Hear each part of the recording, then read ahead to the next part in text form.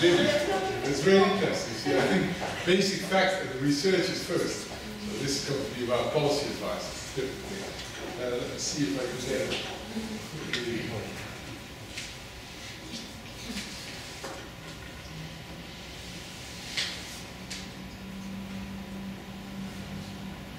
We all got a handout which is actually containing the EQuiP document, which I'm going to start with, and the presentation, so that we have one to have now. Well, it will look all kind of back. So I started already telling that I was a policy advisor, and it's always very, very difficult to make politicians and boards, etc., listen to evidence. So Helen is in the fortunate position that she has a really established sort of research institute giving really proper data on the QoF, so that people will listen to that. So we can really have, as a policy advisor, to constantly make a balance between giving quick and dirty advice and a very thoroughly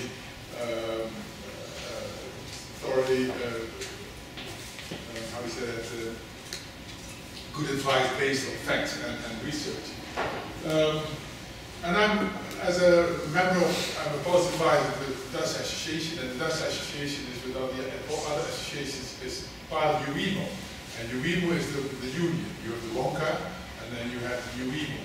And the UIMO, for example, Yoga Heath, you well know, she's the representative of England in that UIMO.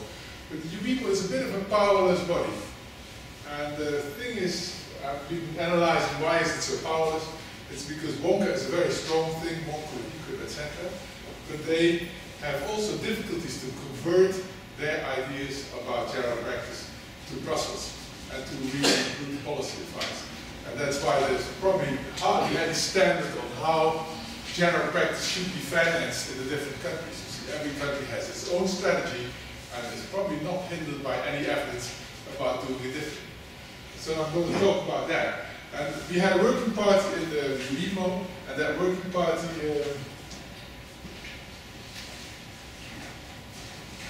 started off with this is the working party. You see maybe some, if you look at your own country, some familiar names. And that working party started off with the WONCA principles of family medicine. I won't stop with that very long, but you know these things. And the cost effectiveness is one of them, and I think it's a very relevant one. And the working party came up with a document which has been presented to EQuiP and has been discussed here. I don't know if anybody of you was there when this document was discussed. Can you remember? Yes. You can? What was the result, more or less? Well, we had we had the discussion several times, and I hope that you have the answer that it's difficult for us to go into the paper as such now, because some of the stuff is very narrow and some of the stuff is very broad. So we found it in unbalance, and you had been working a long time, so we felt like not disturbing your work more, but we tried to send you a message, but please try to concentrate on fee for payment, because that would be very important and interesting if there's a common European view of that. Exactly, yeah. So I think, well, it was very important to get at least that support. Nobody disagreed, but to say this is our paper is another story, see, so that was more or less the message. We were happy with that, and this is not going to be the final document, but it's a first step towards getting some consensus on it. And well, it says actually very shortly, optimal general practice care improves quality and acts upon such standard care, which is a very important addition. And it has a quality system in every practice, which is also quite important, because not all countries do have that. It collects information for peer review, that was a pretty important statement. And the payment system rewards quality of care and clinical effectiveness, paying a mix of structure, services, performance and quality. That was also quite important.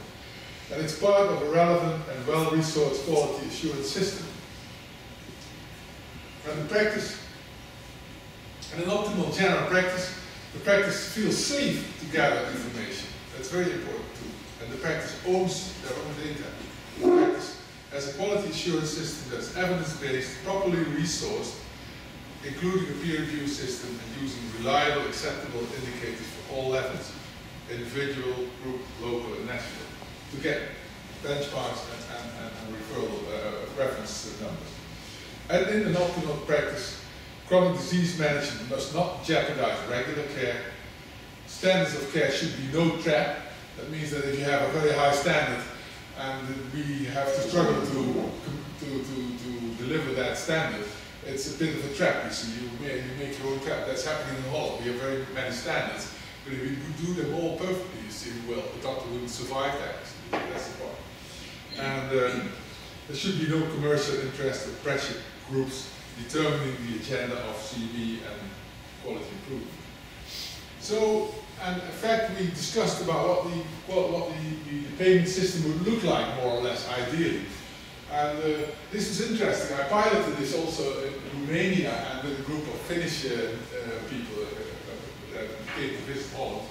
And I asked them, so what do you think, how much percentage should be capitation? Well, GPs feel that it would be 40%. Right. And they said 40% should be the consultations and visits and everything. And another 10% should be extra care, maybe 20% CBD, CPD, asthma, and all those things. And maybe also being on call. And what you said, don't pay too much for the bonus. That's what they said. It should be a little bit of the smoke of the chimney, you see, just a few percent. And it was amazing that from Romania to Finland, everybody agreed on it. We could maybe discuss that later in the group on what would be the ideal house of financing. So what's the relevance of such a document? You see, I think the emphasis on quality, professional responsibility, and it relates quality to payment and performance that has never been done so explicitly. And it says something about the ownership of data. And that's very important because in most countries, the insurance houses and the government are having ownership of the data business. And it should be with the profession. And that's an important thing, I would say. Okay, well, back to the evidence. What does really work? You see, what's the evidence? There's not so much evidence about what really works. You see that even the pay-for-performance evidence is a little scant. And whether it's clinically relevant, you even question it. But individual professionals, they change if they get comparative data and review, peer review their change, you see. That has been proved by Grohl already in 1987, and has been ever confirmed that peer review groups are the most effective CME intervention you can think of. Another thing is that people, patient and public choice providers works, you see, if people can choose for maternity, breast cancer, nursing home selection, that has proved to work. And that was yesterday, Martin Roland also said that public reporting, to be open on the internet, to be the shaming and blaming is probably very effective too. So those are the mechanisms that work. Yet, people do not invest in that. People believe in market. And I put this slide not to go into all the difference of countries, but it's amazing how much the United States spends. And that's their true belief in market mechanisms making things cheap. And they have the biggest bureaucracy in the healthcare system, and they have the most expensive healthcare system, the most waste. And it's the countries that are having the most capitation, like the United Kingdom and New Zealand and Canada, that are probably the cheapest, including the Holland. And we have to respect the fact that nobody ever invented an ideal system yet. So there's all these things that are very, very difficult to get into one good picture. Yes. And as this is a copy from Martin Roland's slide, I will quickly go through it. It was really funny yesterday. See, what you pay for, you get a lot. And so that's actually what he was saying for the 4 different systems. If I go too fast, maybe you tell me. It's okay, you know this slide. Okay. But you have to take serious these people who believe in the market. See, it's a very strong belief, And I think that paper of EQuiP was already quite revolutionary. For example, in a country like France, where they have this fee for service, if they would seriously look at what the European consensus was, that would maybe mean a change of their system from tomorrow on, but not. But they don't even have a representative in the UN. No, that's a problem. They couldn't pay. They couldn't hire. I think there are about 50,000 colleges in France.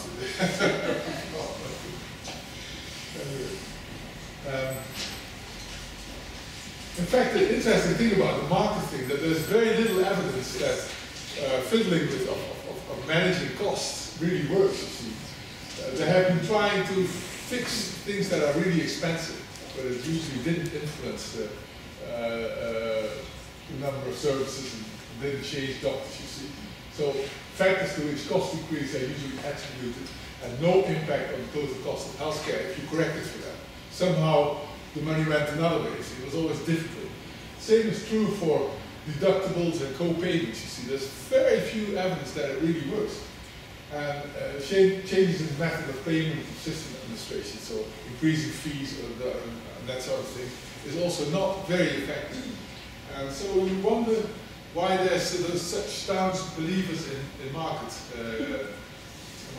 force. And you see in Holland, the staunch believers in market forces are the people who have, for example, an eye clinic, are very open about their results on cataract.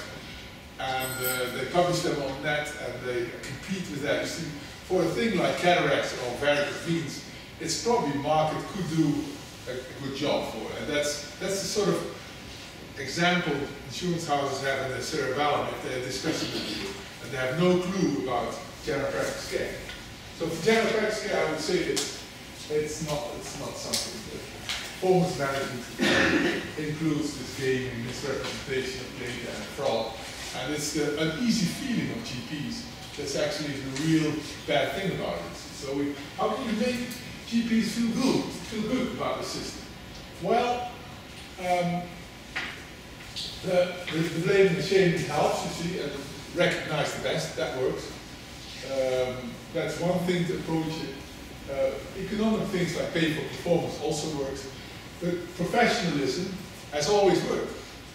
It's only very difficult to incentivize professionalism. How do you incentivize professionalism? Is there anybody any idea?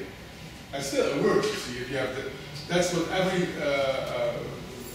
person, every policymaker acknowledges, that if you have a good GP who has his heart in the right place, that's the best thing that the healthcare system can have. So how do you incentivize that?